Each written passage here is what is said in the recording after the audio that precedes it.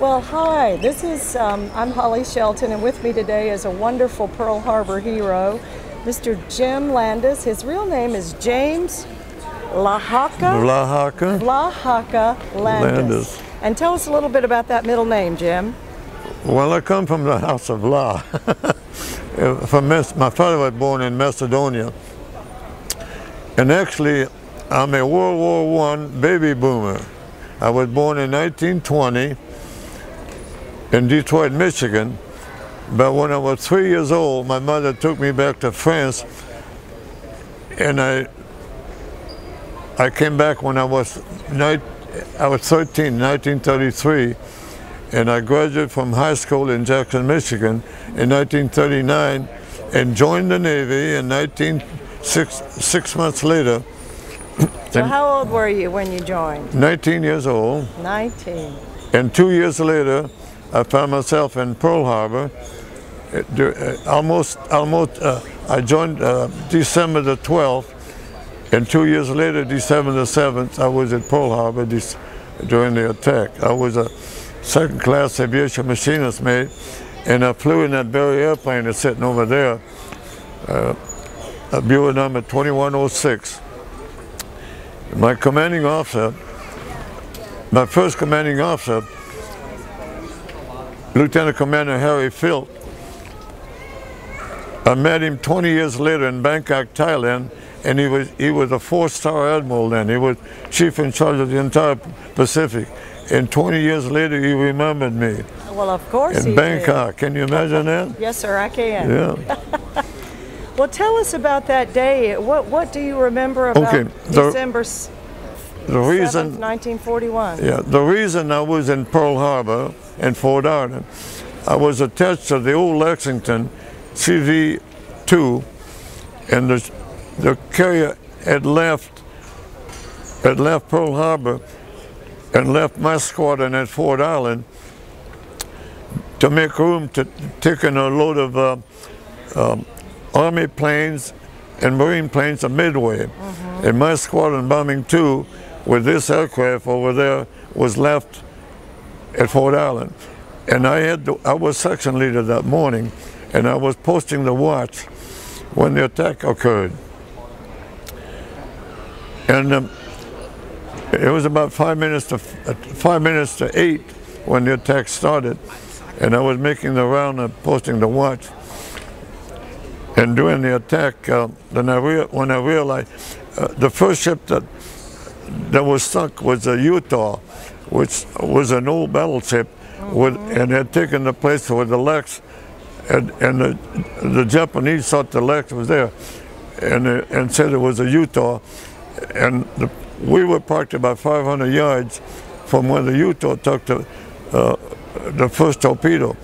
And I ran over there to see what was going on, and I watched the Utah roll over. Then I came back, and then when I realized that Pearl Harbor was being attacked, the planes had been loaded, and I jumped in the rear seat of the SPD, and I jumped on the wrong side, and to open the canopy, I jumped on the right side, and to open the canopy, I put my hand up to open the canopy, and a bullet went through my hand there. Golly.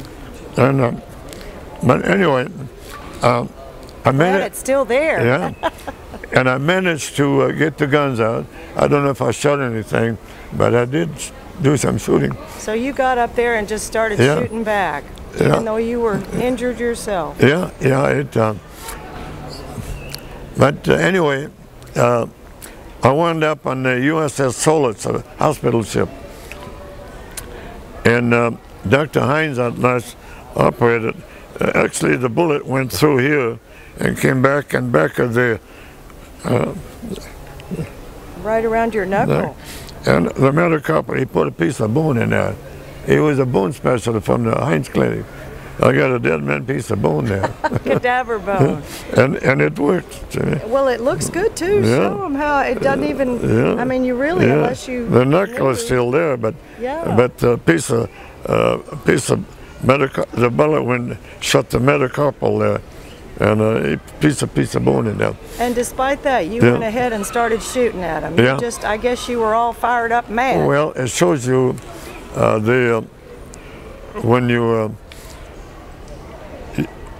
through the excitement. In fact, I thought they were dropping red paint because I didn't realize.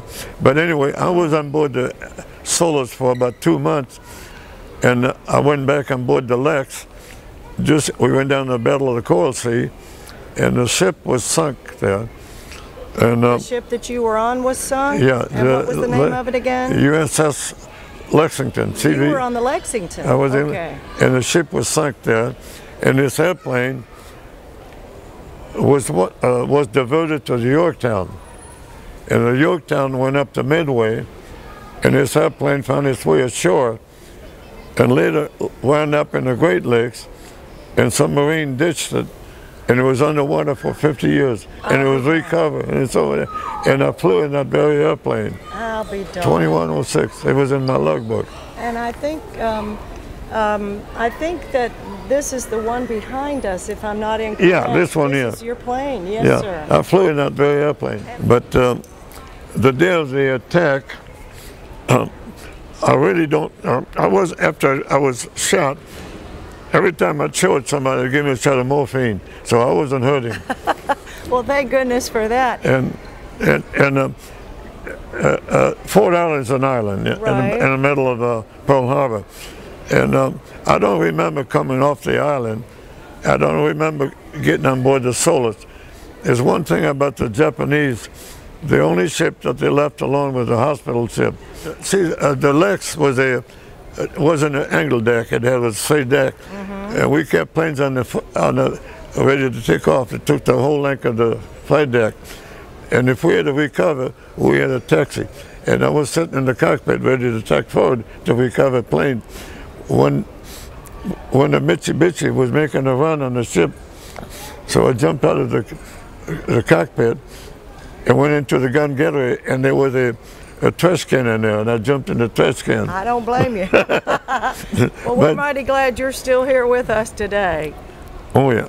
Yeah. You're a part of the reason America is free, and we thank you so much for your service, and we look forward to getting you to Hawaii this year for the 70th anniversary of the Pearl Harbor attack with both hands intact. Yeah. Mr. Jim Landis, thank you so much. Oh, thank you. Jim, can you